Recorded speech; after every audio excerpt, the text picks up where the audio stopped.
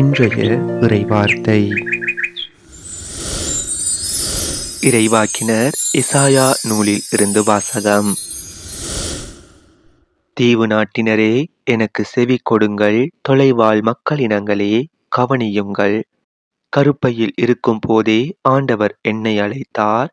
என் தாய் வயிற்றில் உருவாகும் போதே என் பெயர் சொல்லி கூப்பிட்டார். என் வாயை கூரான வாள் போன்று ஆக்கினார். தம் கையின் நிழலால் என்னை பாதுகாத்தார். என்னை பளபளக்கும் அம்பு ஆக்கினார். தம் அம்பரா துணியில் என்னை மறைத்து கொண்டார். அவர் என்னிடம், நீயே என் ஊழியன், இஸ்ரேலே, உன் வழியாய் நான் மாற்றியுருவேன் என்றார். நானோ, வீணாக நான் உழைத்தேன், வெறுமையாகவும் பயனின்றியும் என் ஆற்றலை செலவழித்தேன். ஆயினும் எனக்குரிய நீதி ஆண்டவரிடம் உள்ளது.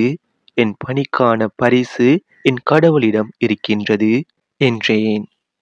யாக்கோபை தம்மிடம் கொண்டு வரவும், சிதறுண்ட இஸ்ரேலை ஒன்று திரட்டவும், கருப்பையிலிருந்தே ஆண்டவர் என்னை தம் ஊழியனாக உருவாக்கினார். ஆண்டவர் பார்வையில் நான் மதிப்பு பெற்றவன். என் கடவுளே என் ஆற்றல். அவர் இப்பொழுது உரைக்கிறார். அவர் கூறுவது, யாக்கோபின் குலங்களை நிலைநிறுத்துவதற்கும் இஸ்ரேலில் காக்கப்பட்டோரை திருப்பி கொணர்வதற்கும் நீ என் ஊழியனாக இருப்பது எளிதன்றோ? உலகம் முழுவதும் என் மீட்பை அடைவதற்கு நான் உன்னை பிற இனத்தாருக்கு ஒளியாகவும் ஏற்படுத்துவேன். இது ஆண்டவர் வழங்கும் அருள்வாக்கு. இறைவா, உமக்கு நன்றி.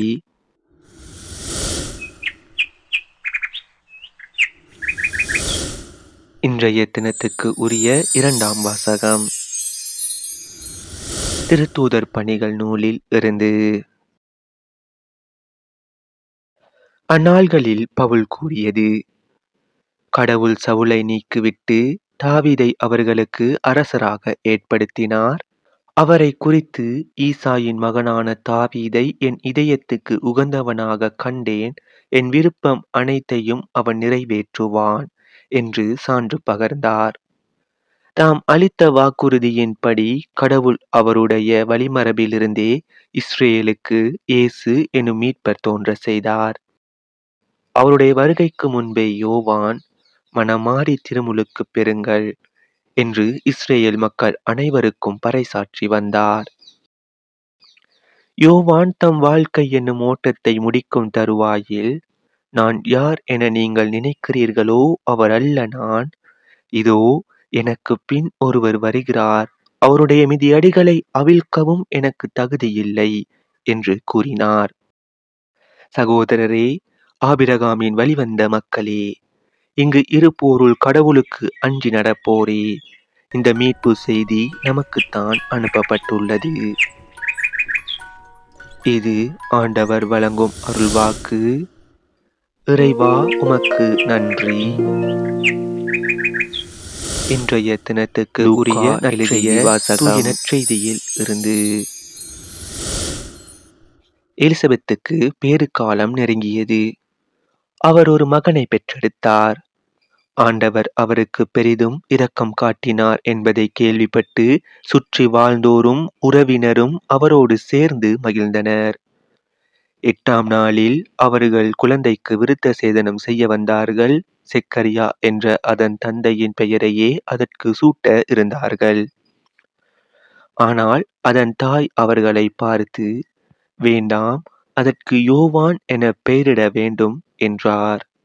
அவர்கள் அவரிடம், உம் உறவினருள் இப்பெயர் கொண்டவர் எவரும் இல்லையே என்று சொல்லி, குழந்தைக்கு என்ன பெயரிடலாம், உன் விருப்பம் என்ன என்று தந்தையை நோக்கி சைகை காட்டி கேட்டார்கள். அதற்கு அவர் எழுது பலகை ஒன்றை கேட்டு வாங்கி, இக்குழந்தையின் பெயர் யோவான் என்று எழுதினார். எல்லாரும் வியப்படைந்தனர். அப்பொழுதே அவரது வாய் திறந்தது, நா கட்டவிழ்ந்தது. அவர் கடவுளை போற்றி புகழ்ந்தார். சுற்றி வாழ்ந்தோர் அனைவரும் இதை பற்றி கேள்விப்பட்டு அஞ்சினர். இச்செய்தி யூதேய மலை நாடெங்கும் பரவியது. கேள்விப்பட்டவர்கள் யாவரும் இச்செய்தியை தங்கள் உள்ளங்களில் இருத்தி, இக்குழந்தை எப்படிப்பட்டதாக இருக்குமோ என்று சொல்லிக் கொண்டார்கள். ஏனெனில் அக்குழந்தை ஆண்டவருடைய கைவன்மையை பெற்றிருந்தது. குழந்தையாய் இருந்த யோவான் வளர்ந்து மன வலிமை பெற்றார். இஸ்ரேல் மக்களுக்கு தம்மை வெளிப்படுத்தும் காலம் வரை அவர் பாலை நிலத்தில் வாழ்ந்து வந்தார். இது நம் கிறிஸ்து இயேசு வழங்கும் வாழ்வு தரும் நற்செய்தி. கிறிஸ்துவே உமக்கு புகழ். இன்றைய தினத்துக்கு உரிய சிந்தனை துளிகள். இக்குழந்தை எப்படிப்பட்டதாக இருக்குமோ? திருமுழுக்கு யோவானின் பிறப்புக்கு விழா எடுக்கிறோம் என்றால் அவர் சற்று வித்தியாசமானவர்தான். இவரது பிறப்பை கண்ட சிலர் வியந்தனர், சிலர் அஞ்சினர். திருமுழுக்கு யோவானின் பிறப்பு அனைவரையும் வியப்புக்கு உள்ளாக்கியது. அதே வேளையில் அவரும் அஞ்சா நெஞ்சத்தோடு தவறை தவறு எனவும் சரியை சரி எனவும் உரக்க உரைத்தார். அதற்காக தன் உயிரையும் கொடுத்தார்.